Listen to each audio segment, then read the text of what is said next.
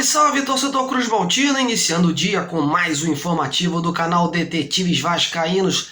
Aqui o trabalho não para e por isso já te peço uma moral deixando seu like em nossos vídeos, compartilhando, se inscrevendo e demonstrando todo o seu apoio a esse projeto. Bom, e nesse vídeo de hoje vou destacar o jogo desta quarta-feira, decisivo por sinal, contra o Juazeirense pela Copa do Brasil. Após a derrota contra o Flamengo, o Vasco vira a chave e foca suas atenções nessa partida de mata-mata. Aqui você vai ficar por dentro do ambiente do Vasco para esse duelo e todas as notícias do time baiano. Isso mesmo, mais uma vez minha apuração foi toda concentrada no adversário de amanhã. Tem setorista do clube com as últimas informações do Juazeirense e tem também um jogador que esteve em campo no último jogo entre as duas equipes pela Copa do Brasil em 2019 e que vai falar aqui do seu sentimento de enfrentar o Clube da Cruz de Malta novamente. Será que vai ter forra? Acompanhe esse e muito mais, o informativo está começando, se liga aí! Bom, e após a derrota do último domingo contra o Flamengo, o Vasco não tem mais tempo a perder. Amanhã tem decisão pela frente em Juazeiro, na Bahia, estádio Adalto Moraes, às 21h30, confronto de mata-mata pela Copa do Brasil contra o Juazeirense. E dessa vez sem nenhuma vantagem. Se empatar no tempo normal, disputa por pênaltis para saber quem avança para a próxima fase. Em que pese o resultado negativo contra o seu maior rival, o Vasco quer mostrar que não se abalou e foca com isso todas as suas atenções nesse jogo contra o time baiano. Para essa partida, a tendência do técnico Zé Ricardo escalar a força máxima, lembrando que contra o Flamengo, o treinador decidiu poupar alguns titulares, como o Raniel e o Everton. Mas para esse confronto, o Zé conta com eles. Aliás, na coletiva pós-jogo do Flamengo, o Zé Ricardo enxergou a evolução do Vasco, elogiou a postura da equipe, enalteceu os objetivos alcançados nesse primeiro momento e aproveitou também para falar sobre o jogo desta quarta contra o Juazeirense. Os dois objetivos iniciais foram alcançados, tanto a classificação para a semifinal do Carioca, como a passar dessa primeira fase. Vamos quarta-feira para o nosso terceiro objetivo. Tenho certeza que se a gente tiver esse espírito e essa concentração que tivemos hoje, temos grandes chances de passar também a terceira fase da Copa do Brasil, mesmo sabendo que jogar em Juazeiro contra a Juazeirense é muito complicado, lembrando que ano passado eles eliminaram o Sport e Cruzeiro em sequência, por muito pouco, não eliminam o Santos também. Então, toda a atenção possível para que a gente possa fazer um grande jogo lá, trazer os ensinamentos dessa partida e de todas as outras para tentar uma classificação lá também, que vai ser importante para nós e para o clube. E lembrando que em 2019 o Vasco já encarou o Juazeirense pela Copa do Brasil no mesmo estádio Adalto Moraes, mas pela primeira fase da competição. Naquela ocasião, em um jogo muito difícil, um empate de 2-2 garantiu o Cruz Maltino na segunda fase.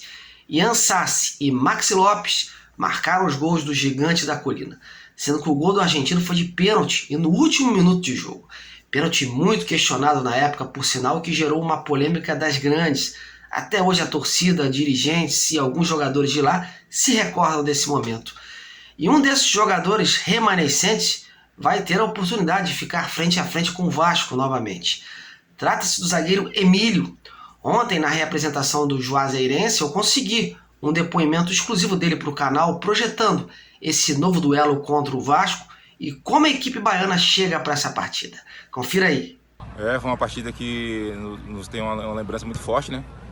O jogo a gente tinha todo o domínio, mas infelizmente aquela situação ali do pênalti acabou te não classificando. A gente está tendo mais uma oportunidade agora. Nós conhecemos o Vasco, a gente sabe da força do nosso domínio dentro de casa. Então a gente vai buscar agora nesse jogo a nossa classificação, que dá seguimento na competição da Copa do Brasil. Olha, em que pese esse clima de revanche, o Juazeirense não atravessa uma boa fase, viu? São 7 jogos pelo Campeonato Baiano, com 3 derrotas, 3 empates e apenas uma vitória contra o Bahia na 6ª rodada. Pela 7ª rodada, neste final de semana, a equipe perdeu por 2-1 para o Bahia de Feira de Santana e está a uma posição apenas do primeiro clube que abre a zona de rebaixamento, que é o Doce Mel. De qualquer forma, a equipe avançou para essa disputa com o Vasco após empatar com o Grêmio Anápolis fora de casa e chega nessa Copa do Brasil querendo repetir o feito de 2021. quando chegou nas oitavas de final da competição, eliminando grandes equipes como Sport Recife e Cruzeiro. E para falar mais da preparação do Juazeirense para esse duelo, eu convidei novamente o experiente repórter Carlos Humberto, do site Agência CH, que cobre brilhantemente o futebol amador e profissional daquela região. O Carlos já esteve por aqui anteriormente, traçando o perfil do time baiano, né? Se você não assistiu, o card está passando aqui em cima. Bom, então vamos recorrer ao Carlos novamente, né? Carlos, fala pra gente um pouco mais sobre o Juazeirense visando essa partida com o Vasco. Alô, galera do canal Detetives Vascaínos. Aqui quem fala é Carlos Humberto, do site Agência CH, com informações da Desportiva Juazeirense, adversário do Vasco da Gama, na próxima quarta-feira pela Copa do Brasil. A delegação juazeirense retornou de Feira de Santana na noite de domingo, após a partida contra o Bahia de Feira pelo Campeonato Baiano. E hoje à tarde, após uma conversa com o treinador Barbosinha, todos os jogadores participaram de uma atividade recreativa no Adalto Moraes. A programação de amanhã prevê academia para um grupo de jogadores e treino técnico-tático à noite no local da partida. A boa notícia é que Barbosinha vai contar com todos os jogadores do elenco e ainda terá os reforços do atacante Nixon e do zagueiro Eduardo devidamente liberados. Eles não podem jogar pelo Campeonato Baiano, mas podem jogar pela Copa do Brasil. É bom lembrar que tanto o Juazeirense quanto o Vasco perderam seus jogos no final de semana, por coincidência pelo mesmo placar, 2-1. O Vasco para o Flamengo, seu eterno rival, e o Cancão para o Bahia de Feira. Obedecendo o decreto do governo estadual, a diretoria do clube juazeirense colocou à venda 1.504 ingressos, sendo 1.300 ao preço de R$100, vendidos nesta terça-feira na bilheteria do estádio, e 204 ingressos ao preço de 200, que serão vendidos no dia do jogo. Para finalizar, segundo informações não oficiais, o Vasco fará reconhecimento do campo nesta terça-feira à tarde. O horário não foi ainda confirmado. Carlos Humberto, do Agência CH, de Juazeiro, Bahia, para o canal Detetives Vascaínos. Valeu, Carlos! Lembrando que caso avance para a terceira fase, o Vasco assegura desde já mais uma premiação. Dessa vez, R$1.900.000 entrariam nos cofres do clube. Bom, e antes da gente fechar, vamos falar de possíveis reforços. Mais nomes seguem sendo tentados para reforçar o ataque.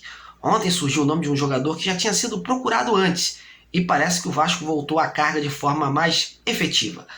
Trata-se do atacante João Diogo, um dos artilheiros do Campeonato Mineiro, atuando pela Caldense.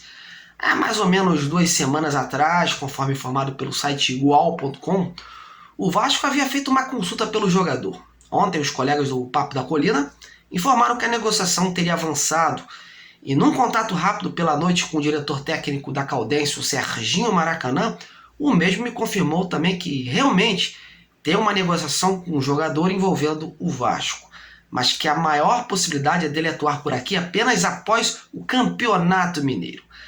Resta saber se a coisa vai vingar mesmo ou vai andar para trás, né, como aconteceu com o Eric, atacante do Ipiranga de Erechim, onde as negociações esfriaram, né? De qualquer forma, é mais um atacante em tratativas. Vamos ficar de olho, hein?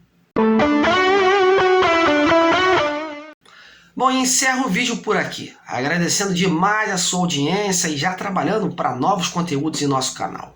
A você, meu muito obrigado, continue se inscrevendo, deixando seu like, sendo membro do canal, isso é muito importante, e participando ativamente dos comentários. Quero sempre ouvir você. Um grande abraço e até a próxima!